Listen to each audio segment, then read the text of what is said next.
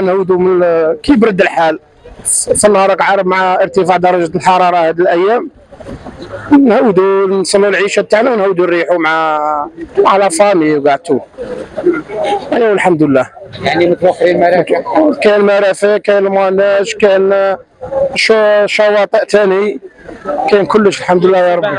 السباحة ليلة ثاني كاين الأضواء، تبغي دير الاطفال تاعك يقابلوك ثاني نورمال. واخويا راه كيكون شويه حمان مع اللي راك تشوف هاد الايامات راه كيما نقولوا اوت عرفتي الحمان. انا نهودو هنا لاكورني سلام نريحو زعما راهي مليحه دعوه هنا، وماذا بينا زعما يكثروا من هادو المرافق اللي كيما هكا، وباه لي زون فامي يريحوا كاع، والحمد لله زعما راهي مليحه، وان شاء الله كل عام كيما هكا، وان شاء الله عام الجاي ما خير من هذا العام ان شاء الله.